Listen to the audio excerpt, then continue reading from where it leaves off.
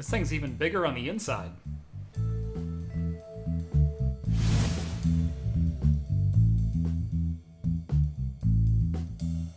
What's up everyone, Jeff here with Modders Inc. Today we're taking a look at the new Panzer-G case from Cougar. If this case looks familiar, you're right. It's an evolution of the Panzer and Panzer-S cases that Cougar released last year.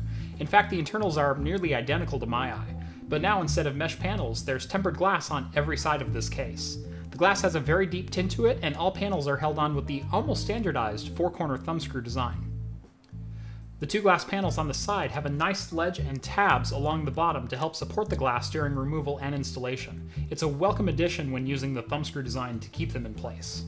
On the top of the Panzer-G, you'll find a pair each of USB 2.0 and 3.0 ports, along with headphone and microphone jacks. Power and reset buttons sit just above those. In an interesting choice, the power button holds a very small white LED as the power indicator, while there's a dual LED light bar above the front glass panel, labeled as the hard drive activity light.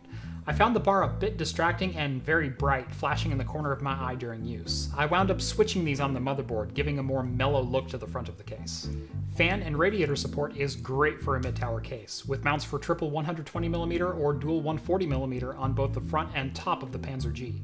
There's an additional 120mm on the bottom, as well as another around the rear. And I was impressed to see that there are actually 320mm LED fans included with this case. And while they're not RGB, the LED rings look fantastic through the smoked glass panel. I didn't see these fans readily available on the Cougar website, but I did reach out to them, and I will let you know down in the video description as soon as I know if these are going to be available for individual purchase. Under the top panel here is access to a magnetic dust filter, as well as mounts for your fans or radiators. The top panel leads me to my first complaints on the design. First, there's no handholds on this case. The two places that I naturally grabbed are both removable panels, and the top panel popped completely off when I was lifting it out of the box, and I nearly dropped the case. Secondly, you need to remove the front panel so you can remove the top panel so you can access that dust filter I mentioned earlier. And both panels have cables leading to them that are not removable. This leaves both panels hanging kind of precariously, especially if you tightly cable managed everything inside. Again, just a bit of difficulty, but nothing deal-breaking here. Moving to the inside, this mid-tower supports motherboards from Mini ITX up to ATX and CEB form factors. The Panzer-G is wide open from front to back, allowing for up to 3 full-length graphics cards and room for whatever water cooling gear you want to throw at it. Motherboard and cooling installation were both uneventful, with everything dropping easily into place with plenty of room to spare. On the front of the case, behind the LED fans, is another magnetic dust filter. Now, there's always a trade-off between aesthetics and function in cases, and the dust filter behind the fans is one of them. On one hand, your fans are going to collect more dust. On the other hand, the LED rings look freaking sweet behind that glass panel without a dust filter in the way. In this instance, good call, Cougar.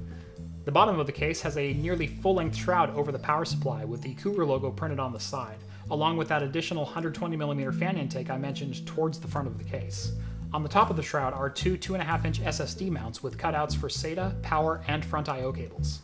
Moving around to the back side of this case, we see two additional 2.5-inch SSD mounts behind the motherboard tray, as well as two 3.5-inch mounts near the front. The 3.5-inch mounts are arranged vertically, which may make power cable management difficult, as you're not going to get a single SATA power lead to reach both drives cleanly. There are plenty of tie-offs for zip ties for power, data, and front I/O cables, and they look fairly clean out of the box. One nitpick I have is the front fan cables are routed through 2 different locations and are all different lengths, making even getting them to a fan controller a bit difficult. I would have preferred to see both the fan and the header cables with a bit more length to them so they could use the full length of the cable run. One thing Cougar has done well here is, although the panel is tempered glass, the tint is dark enough for you to easily hide a few cable management crimes. Everything else had plenty of room to run, and the 24-pin fit easily along the cable path, and there is a cutout near the top of the motherboard tray for your EPS CPU power as well. With the, admittedly so, very minor cable length nitpick aside, the Panzer-G is an absolute joy to build in. The glass everywhere look isn't always a great one, but Cougar managed to make it look exceptional. Overall, everything installs very easily, the case is plenty sturdy, and it sports both an aggressive and elegant look when completed.